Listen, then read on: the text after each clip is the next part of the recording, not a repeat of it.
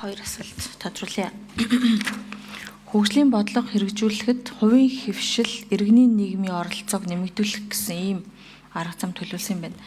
Иргэний нийгмийн оролцоо гэдэг дээр та нар ямар шалгуур үзүүлэлтүүдийг тавиад тэгээд тэрийг нэмэгдүүлнэ гэж хэмжих юм бэ гэдэг асуулт байна.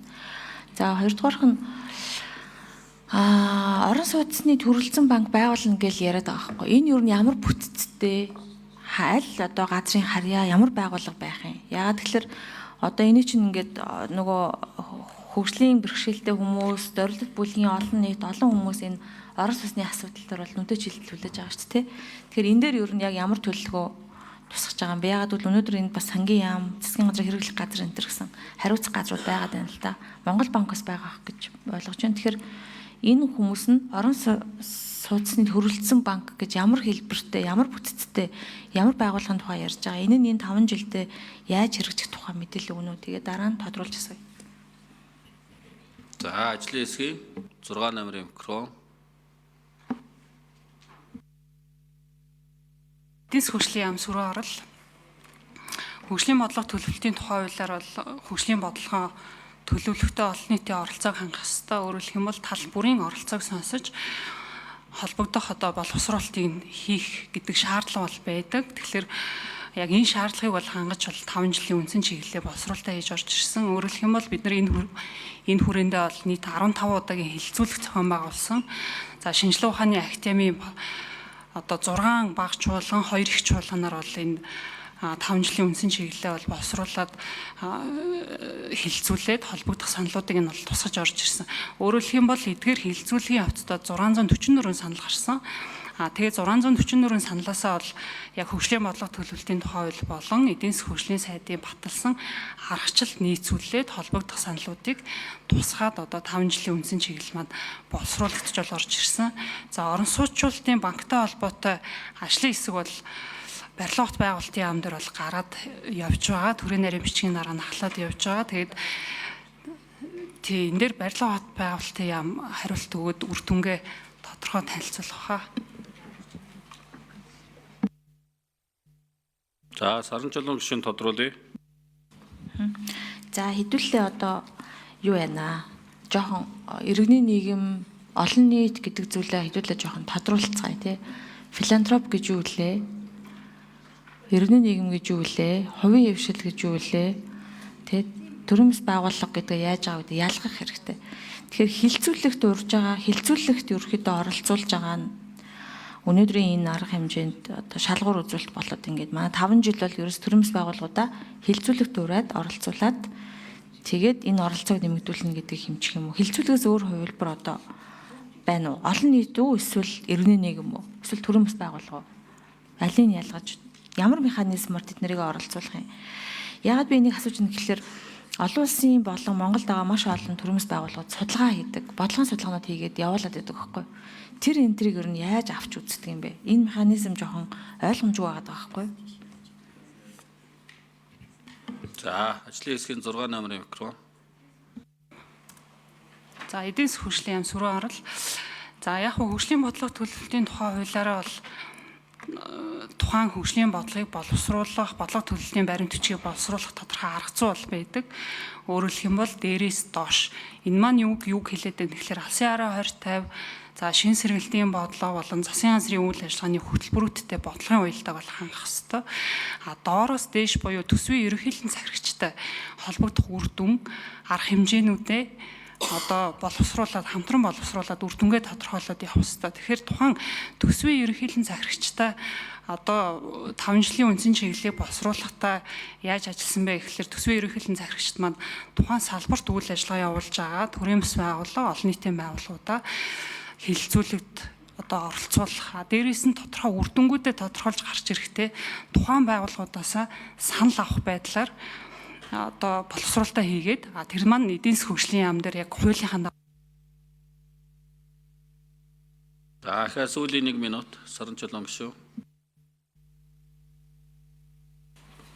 Хэдүүлээ иргэдэд орон сууцны төрөлцсөн банк байгуулна гэдэг нь юу болох тухай өнөөдөр энэ хурлаараа хариулт өгч байгаа хөө. Хүлээж байгаа хүмүүс зөндөө байгаа шүү. Тэгэхээр хэн хариулах вэ? За ажлын хэсгийн 2 номерын микрофон. Нэр албан тушаалаа хэлээрэй. За гот байгуулалт барилга орон сууцчлалтын яамны төрийн нарийн бичгнээр баяраа. За иргэдийн амьдралын чанарыг сайжруулах, за орлогод нийцсэн орон сууцны хүртээмжийг нэмэгдүүлэх зорилгоор засгийн газрын 2025 оны 7 сарын 23-ны өдөр хуралдаанаар за ажлын хэсэг гарч ажиллаж байгаа. За миний бие ажлын дэд хэсэг дээр одоо орон сууцчлалтын санхүүжилтийн тухай хуулийг төслийг боловсруулж явж байгаа. За ер нь концепцийн хувьд болохоор орон сууцны төрөлжсөн банк байгуулснаар бол одоо дэд бүтцийн бүтэц бүрдэж за арилжааны банкнаас олгох за зээлийн хүүг бууруулах гэсэн үндсэн бол ийм ач холбогдолтой. За ер нь яг бүтцийн хувьд болохоор одоо явж байгаа МИК-ийн тогтолцоо байгаа 6% гээд за орон нутагт 3% одоо хүүтэй зээлийг ингээ олгоо явж байгаа. Тэгэхээр За ахаад нэмж гүйцэж хариулъя. 2 номерын микрофон. та бүхэн мэдж байгаа 2-оос одоо 3 жилийн одоо тэр хэмжээний очр бол үүсчихсэн байгаа, эрэлт хэрэгцээ байгаа гэдэг. Тэгэхээр энэ хүртээмжийг бол одоо нийгмийн бүгд давхрахт одоо хүргэх юм одоо үйлчлэгийг бол энэ банкны тогтолцоо маань өөрөө одоо хуулийг бий болгоснороо цааш нь хэрэгжүүлэх юм а. Жишээ нь одоо манад явж байгаа одоо баг хүүтэй за худалдаж авахаас гадна залуу гэр бүл за мөн одоо түрээслээд өмчлөх за түрээслэх гэх мэт юм бол маш олон одоо энэ хэлбэрийн зүйл заалтыг бол хуульчилж өгж байгаа. За мөн одоо маш олон орон сууцны хөтөлбөрүүд явдаг. Эднүүсийг бол хуулийн хүрээнд хэрэгжүүлэх одоо эрх зүйн тэр хэм хэмжээг нь бол бүрдүүлж өгж байгаа ийм одоо ач холбогдолтой байгаа. Тэгэхээр бид нар энэ хуулийг бий болгосноор хуучин бол ганцхан эрэлтийг ярьдаг гэсэн бол одоо энэ хуулинд бас нийлүүлэлт талаас бас орох юм а гэж тодтогч хэлье. Гэхдээ сая шал өөр юм асуугаадахын саран жолон гişүү. Банк иргэдийн оролцооны банк гэсэн үү? Орон сууцчлалтын банк. Гэхдээ шал өөр юм хариулдаг юм. Аль ахаад баяраад дарах 2 номерын микрофон.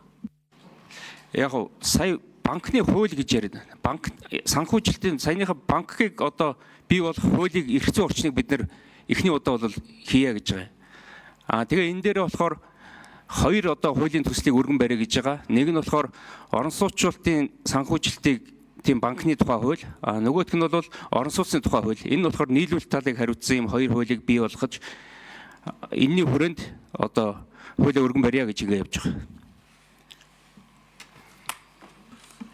За нэмж ажлын хэсгийн 6 номерын микрофон. Сөрөг оролд арга. 5 жилийн үндсэн чиглэлд бол орон сууцчлалтын банктай холбоотой үр дүн бол тусгасан. За үндсэн чиглэлийн 2 дугаар хавсралтын 4.4.1-ийн 3 дахь хэсэгт орон сууцны төрөлцсөн банк байгуулах замаар за орлогод нийцсэн орон сууцны нийлүүлэлтийг нэмэгдүүлнэ. За үндсэн чиглэлийн 3 дугаар хавсралтын 4.4.1-ийн 3 дахь хэсэгт за орлогод нийцсэн хөтөлбөрт хамрагдсан өрхийн тог 2024 онд 12,125 байдаг. Суур дүн маань 2024 оны статистик дүнгээрээ.